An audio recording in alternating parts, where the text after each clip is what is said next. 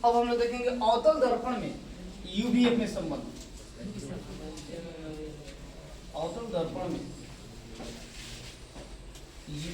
नहीं F बराबर R/2 की स्थापना।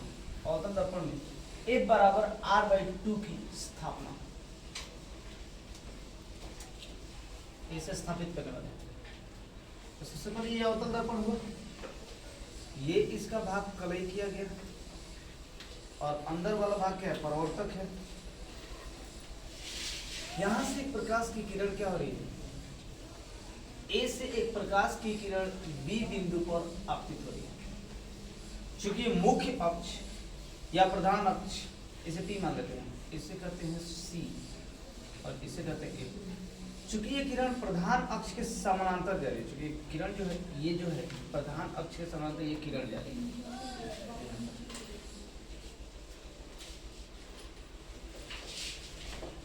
और B पर आपतित होने के बाद परिवर्तित होकर इस दिशा में क्या हो जाएगी, जिस बिंदु को ये मुख्य अक्ष के जिस बिंदु पर काटती है उसे हम क्या कहते हैं, मुख्य फोकस। यानी ये बिंदु क्या है, मुख्य फोकस। और इसको जब यहां से मिलाते हैं तो ये इसका क्या है, वक्रता केंद्र है, वक्रता केंद्र। जब प्रकाश की किरणें यहां से इस बी बिंदु पर आती है तो इस कोण को क्या कहते हैं, आपतन कोण। आपतन कोण किसे कहते हैं, तो कहेंगे कि वक्रता, ऐसे जनरल कहेंगे अभिलंब और आपतित किरण, अभिलंब और आपतित किरण के बीच के कोण को क्या कहते हैं, आपतन कोण कहते हैं। तो जब भी एक बात याद रखना कि जब भी हम किसी वृत्त में केंद्र से कोई रेखा खींचते हैं और उस जो वृत्त को जिस बिंदु पर काटते हैं वहां स्पर्श रेखा खींचते हैं, ठीक है, तो हमेशा उस पर परपेंडिकुलर होता है। केंद्र से परिधि पर मिलाने वाली जो त्रिज्या होती है उस परिधि पर खींचे गए स्पर्श रेखा पर क्या होती है, परपेंडिकुलर होती है, लंब होती है। तो यहाँ पर अगर हम कोई त्रिज्या की कल्पना, कोई स्पर्श रेखा की कल्पना करते हैं तो ये इस पर हमेशा क्या होता है, लंब होता है। हमेशा इस पर क्या होता है, परपेंडिकुलर होता है, लंब होता है। तो यहाँ से ये प्रकाश की किरण आ रही है, ये इसका अभिलंब का काम कर रहा है, वक्रता केंद्र। तो आपतित किरण और अभिलंब यानी कि वक्रता केंद्र को मिलाने वाली रेखा के बीच जो कोण बनता है उसे क्या कहते हैं, आपतन कोण। और जब परिवर्तित होता है तो इसे क्या कहते हैं, परावर्तन कोण। इसे R से इंडिकेट करते हैं। इसे कैसे कहेंगे कि वक्रता केंद्र और परिधि को मिलाने वाली रेखा तथा परिवर्तित किरण के बीच जो कोण बनता है वो कोण क्या होगा, परावर्तन कोण। अगर हम जनरल इस भाषा में कहें तो अभिलंब और परिवर्तित किरण, अगर ये आपतित है तो ये परिवर्तित है, तो अभिलंब और परिवर्तित किरण के बीच की कोण को क्या कहते हैं, परावर्तन। तो ये इसका परावर्तन कोण। हम इस दर्पण को M और N मान लेते हैं। किसी भी चीज को साबित करने के लिए हमें चार चीजों की आवश्यकता होती है। पहला होता है दिया है। दिया है में हम वही चीज लिखते हैं जो फिगर में दिया जाता है, ठीक है। और कुछ चीजें होती हैं जिसे सिद्ध करना। दूसरा स्टेप होता है सिद्ध करना है। सिद्ध करना क्या है, तो F बराबर R/2 की स्थापना करना है, ये सिद्ध करना है। तीसरा स्टेप क्या होता है, रचना। तो रचना में चाहे तो हम इसे मिला सकते हैं, इसको ही मिलाए, C से B को मिलाया,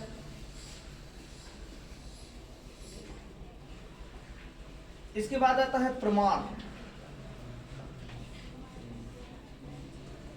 तो सबसे पहले दिया है कैसे कहेंगे कि Mn एक अवतल दर्पण है जिसका ध्रुव P है, मुख्य फोकस F, वक्रता केंद्र C है और इसका मुख्य अक्ष PC से गुजर रहा है या C से P की तरफ गुजर रहा है। इसके मुख्य अक्ष के समानांतर A से एक प्रकाश की किरण B बिंदु पर आपतित होती है। अवतल दर्पण के परावर्तक सतह पर आने के बाद परिवर्तित होकर ये F को काटते हुए इस दिशा में निर्गत हो जाते हैं। इस तरह इस पर माना आपतन कोण ये क्या है, I और ये अपवर्तन कोण क्या है, परिवर्तन कोण क्या है आर। ये किरण इस मुख्य अक्ष के क्या है या प्रधान अक्ष से क्या है समानांतर है। तो ये कोण जो होगा वो इस कोण के बराबर होगा। क्यों? क्योंकि जब दो जैसे हम लिखना चाहते हैं तो कोण ए बी सी बराबर लिख सकते हैं किसके बी सी पी के बी सी पी। और किस कोण के नाते एकांतर कोण से एकांतर कोण से हम ये कर सकते हैं। तो अगर ये आई है तो ये भी आई होगा। ये तो वह कोण का ज्ञान। अब यहां देखते हैं हमें सिद्ध क्या करना है। एक बार r/2 और c से b को मिला दिया गया। अब चूंकि हम जानते हैं परावर्तन के नियम से परावर्तन के नियम से हम ये जानते हैं कि I जो होता है वो R के बराबर होता है। आपतन का कोण जो होता है परिवर्तन के कोण के बराबर होता है। अगर हम इस ट्रायंगल की बात करते हैं तो BCF के लिए BCF में तो अगर BCF में बात करें तो चूंकि हमारा कोण FCB जो है वो बराबर है कोण FBC। जब कोण बराबर है तो कौन सा त्रिभुज कहलाएगा? किसी भी त्रिभुज के जब दो कोण बराबर होते समद्विबाहु त्रिभुज कहलाएगा।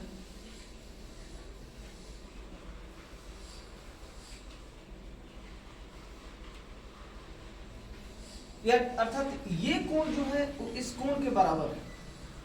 साथ ही साथ अगर यहां से देखना चाहते हैं ये कोण इस कोण के बराबर ये कोण इस कोण के बराबर और ये कोण इस कोण के बराबर। तो अगर हम ट्रायंगल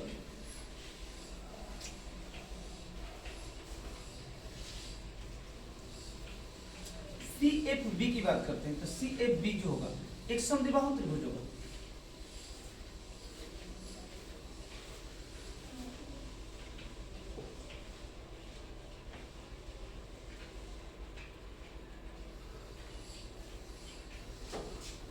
अच्छा ऐसा क्यों कहते हैं कि ये समद्विबाहु त्रिभुज होगा?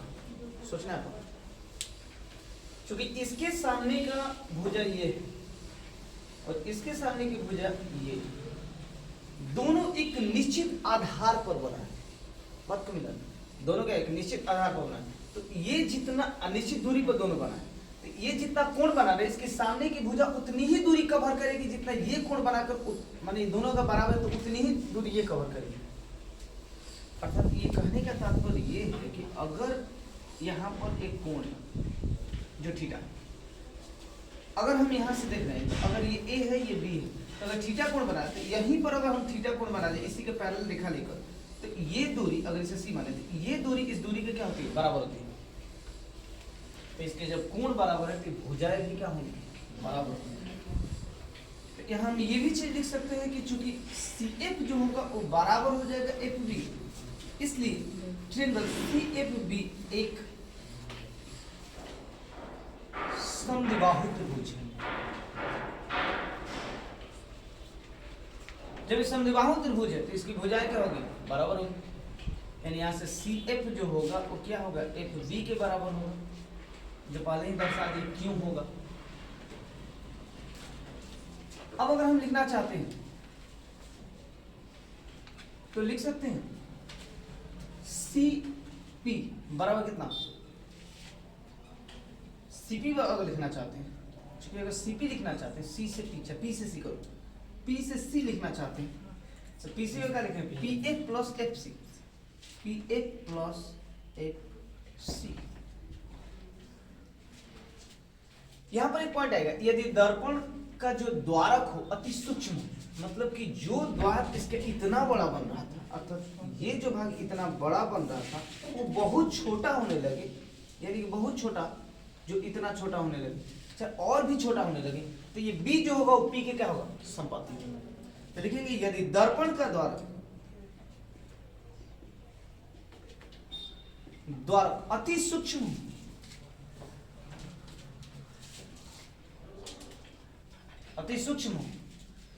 तो बी पी के संपाती होता है, बी पी के संपाती होता है। अब यहां सोचने वाली बात है कि जब बी पी पर आ गया तो बी एफ बी जो होगा वो एफ पी के बराबर हो गया, क्योंकि बी जो होगा वो क्या होगा, पी के संपाती हो गया। कब हुआ, जब इसका द्वारक अति सूक्ष्म हुआ। ये जितना जैसे कहने ना, ये द्वार यहां से यहां तक है, अगर ये छोटा हो रहा है तो जाने वाले प्रकाश की और नजदीक से जाने लगेगी। अंततः एक ऐसी स्थिति आएगी कि जैसे जैसे नजदीक से जाएगी, इसका ये भाग जो हो रहा है, ये वाली दूरी वो छोटी होती चली जाएगी, और अंततः बी जो होगा वो पी पर क्या होगा, संपाती हो जाएगा। ऐसे स्थिति में लिख सकते हैं कि हमारा एफ बी जो होगा वो बराबर हो जाएगा एफ पी के।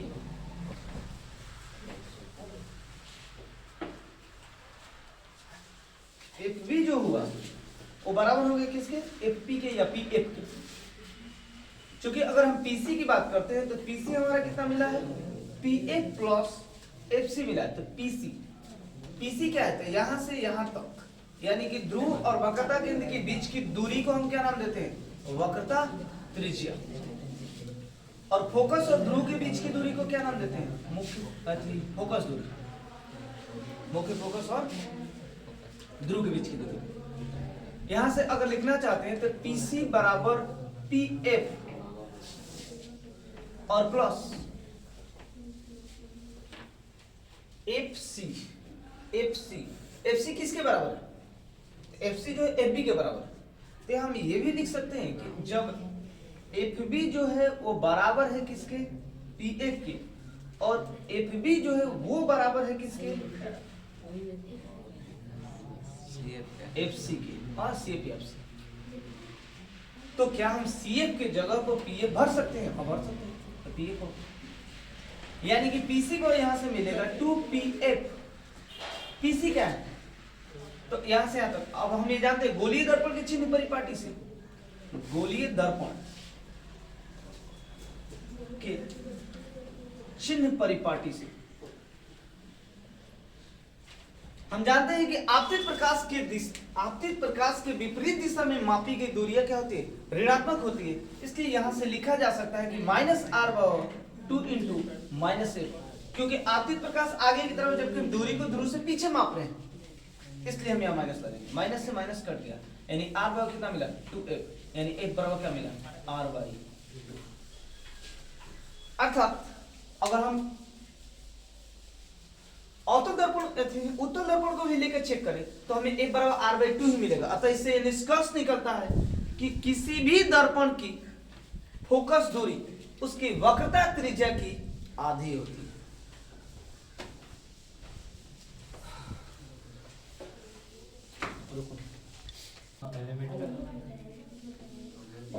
अब हम लोग यहां पर देखेंगे, इसे हटा देंगे।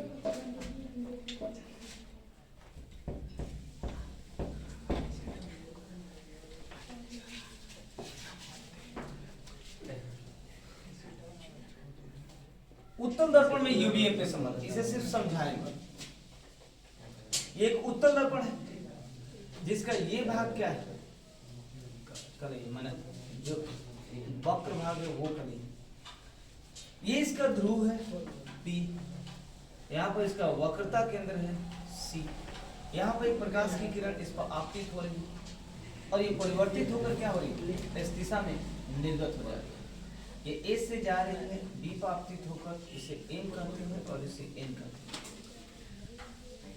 इसे और ऊपर से लिखते हैं।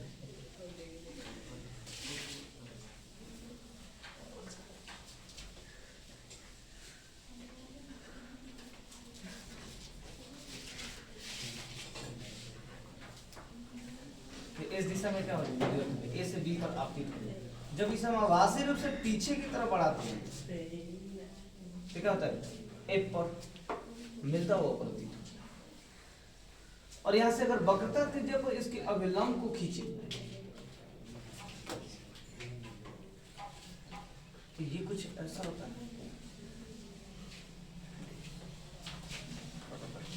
अगर यहां से देखें तो ये इसके आपतन कोण I को इंडिकेट करता है, जबकि अपवर्तन कोण R को इंडिकेट करता है। तो इसमें क्या कहेंगे, अगर हम उत्तल दर्पण के लिए लिखना चाहते हैं तो कहेंगे Mn एक उत्तल दर्पण है जिसका ध्रुव P, मुख्य फोकस F और वक्रता केंद्र क्या है C। इसके मुख्य अक्ष के समानांतर A से B पर एक प्रकाश की किरण जाती है और परिवर्तित होकर इस दिशा में क्या होती है निर्गत हो जाती है। इसका आपतन कोण क्या है I है और परावर्तन कोण क्या है R। अगर यहां से देखें तो ये अगर R है तो ये भी कोण क्या होगा R। ये किस कोण के नाते होगा शीर्षाभिमुख कोण के नाते। अगर इस कोण की बात करें तो ये कोण इस कोण के बराबर, क्योंकि जब दो समानांतर रेखा को एक तिर्यक रेखा काटती है तो एक ही तरफ के कोण जो होते हैं उस संगत कोण के नाते क्या होते हैं बराबर होते हैं। इसलिए ये कोण जो होगा वो इस कोण के बराबर, क्योंकि एक समानांतर रेखा को इंडिकेट करेगा। अगर ऐसा बढ़ाए तो समानांतर रेखा को इंडिकेट करेगा, तो ये क्या होगा आई होगा। अब यहाँ पर ये चीज आएगा कि ये आर है ये आई है, आई आर के बराबर होता ही है। तो अगर यहां से देखें तो आर बराबर आई बराबर आर परिवर्तन से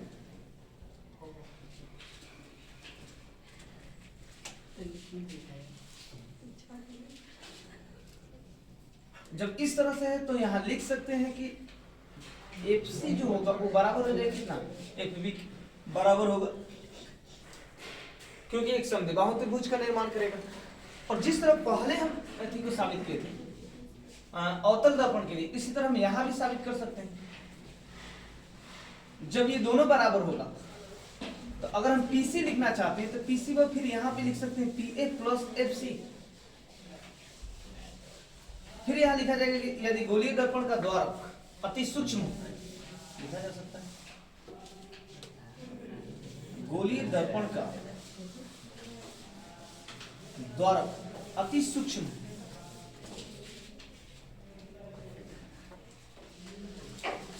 हो तो बीपी के संपाती होगा, बीपी के संपाती होगा।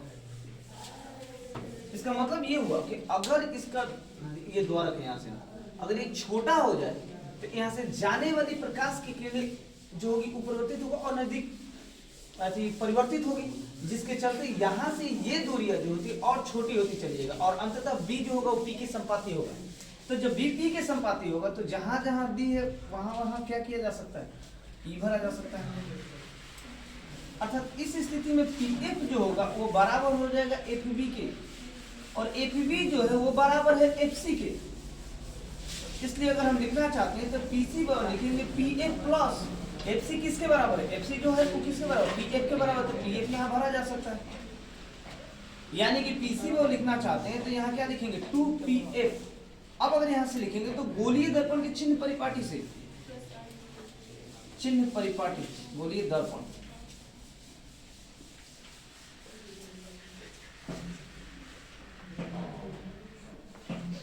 गोलीय दर्पण की चिन्ह परिपाटी से अगर यहां से लिखना चाहते हैं तो हमें ये देखने को मिलेगा कि यहां से यहां तक ये तो आर है, क्योंकि ध्रुव और वक्रता केंद्र को मिलाने वाली रेखा वक्रता त्रिज्या होती है, और ये क्या एफ है ध्रुव और मुख्य फोकस को मिलाने वाली रेखा। तो पीसी जो लिखना चाहते हैं तो वो आर लिखेंगे लेकिन प्लस लिखेंगे। ऐसा इसलिए लिखेंगे क्योंकि आपतित प्रकाश की दिशा में माप रहे हैं और ध्रुव से मापा जाता है। कोई भी दूरी ध्रुव से ही मापी जाती है। वो कितना 2 × पीएफ, पीएफ की जगह क्या करेंगे एफ, यहां भी प्लस रहेगा। यानी कि आर वो लिखेंगे तो 2f, यानी f बराबर क्या मिलेगा r/2। तो हमने दोनों दर्पणों में एक चीज देखा कि f बराबर r/2 मिल रहा है। अतः इससे यह निष्कर्ष निकलता है कि चाहे वो उत्तल दर्पण हो या अवतल दर्पण हो, उसकी फोकस दूरी जो होती है वो हमेशा त्रिज्या की क्या होती है आधी होती है। बस इतना ही।